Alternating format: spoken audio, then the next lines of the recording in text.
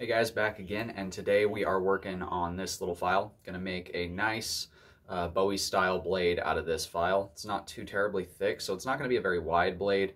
Kind of a longer Bowie form. Have that clip point that goes way down from the spine.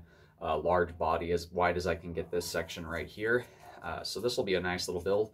We're gonna draw out that section of tang to fit up to this handle that we've got. We're going to use the crown section for the end of the handle, so it'll be something like that with that blade on the end, and then we're going to take another section of file to create that cross guard.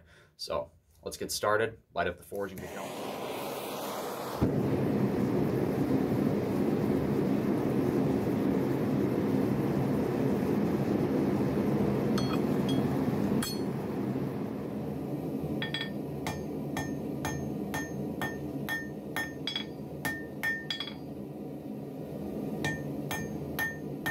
So first thing we're going to do is round those shoulders down and kind of create a nice full diagonal, get rid of where that separation is and get it all tapered to the same angle.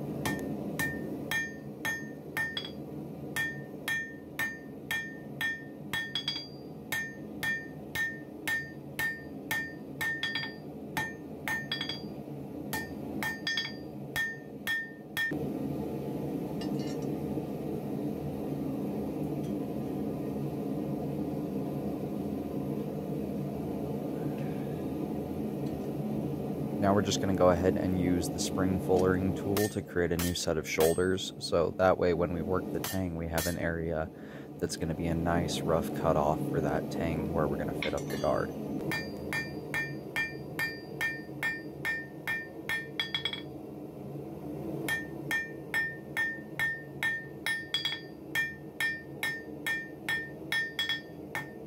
Now we're just making sure that the taper goes, from fat to skinny at the same exact ratio all the way across it, kind of keeping the same distal taper on the tang that we're going to want on the blade, so that way it absorbs shock correctly.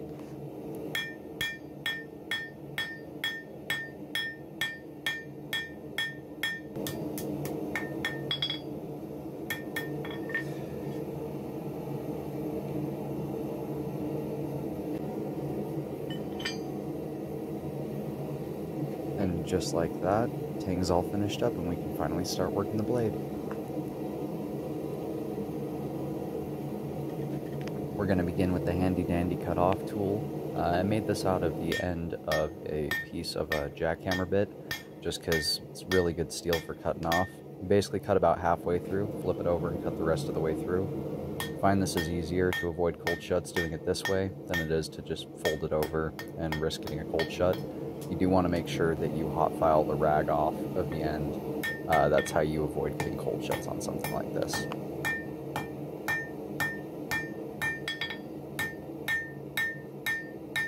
Now that we've hot filed it down, we can just go ahead and start forming the rounded down section of a drop point before we flatten everything out. We're not forging the shape of the tip here, we're just rounding it down so that way it's in the shape we need it for the next steps.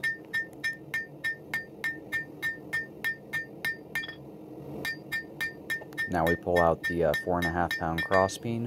What I do is I bevel one side to stretch it out, and then I'll go back and I'll stretch the spine out on the other side. So it'll banana up and then straighten back out. Banana up and then straighten back out. But I did figure out, didn't have enough width for a Bowie knife, so ended up making kind of a Skyrim orcish dagger style blade.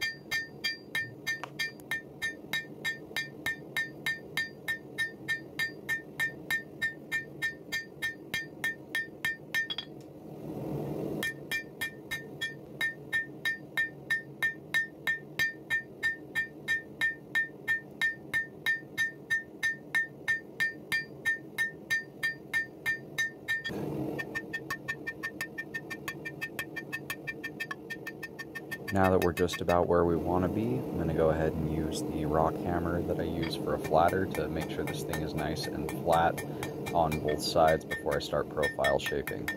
And then we go back to the tip and form the shape of that tip.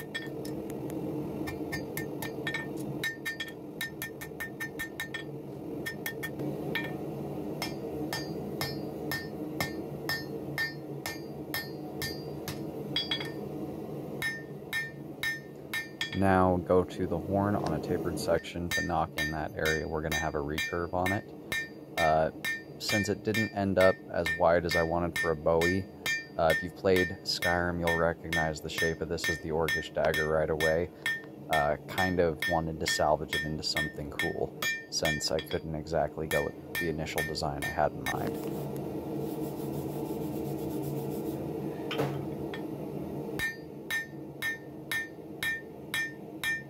Now just a quick wire brush, and then back to beveling the edges again.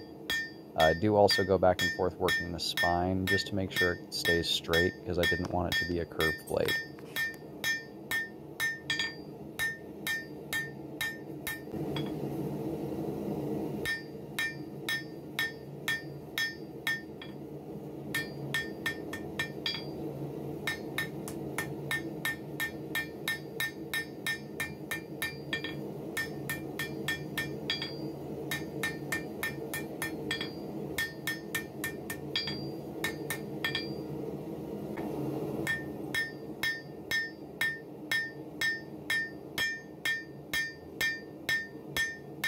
Now we've reached the stage where it's just the final tune-ups on the bottom, drawing down the choil on the end of the blade, things like that. I did go back to the flatter off camera to make sure everything was nice and flat, and then I annealed this blade 3 times to soften up the steel and get the grain structure how I wanted it before I got it up to temperature to quench.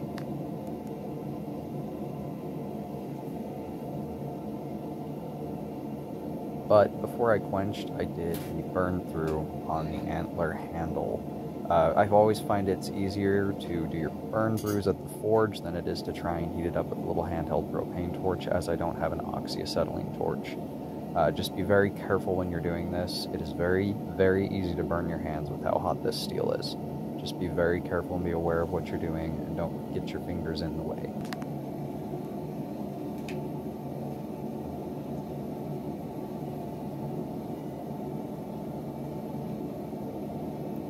A little while later, and it was ready to quench. Oil was preheated. I did get a little bit of splashback because my genius self forgot to wear gloves. Always wear gloves when you're quenching. That is why. I didn't get burned badly, but we're fine. After that, I tempered the blade, and while the blade was tempering, I decided to go ahead and work out the guard from another spare piece of file I had sitting around. I didn't record the whole process, just the first little bits to kind of give you guys an idea of how it turned from a file into what it was. I was running out of space on my camera storage, so I didn't end up recording the whole thing.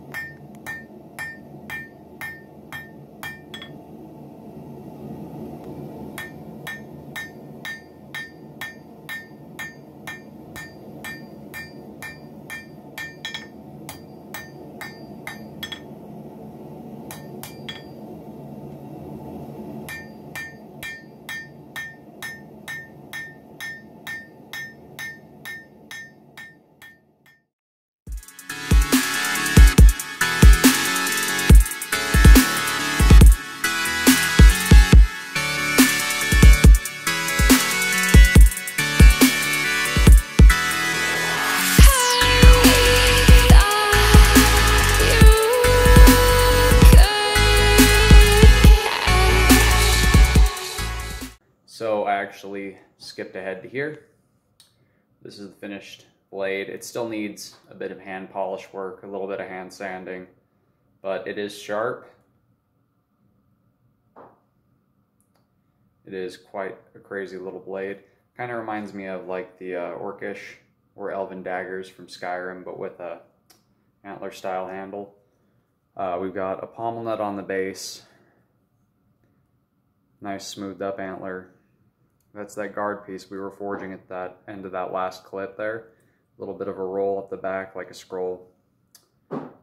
Folded like a taco shell around the back to hold the blade laterally to give it more support. There's actually pin wedges that go down from here down into this section right next to the tang to keep everything from this from tilting or moving. And then same thing here. This is threaded down onto itself, and I'm going to backfill that with epoxy here in a minute.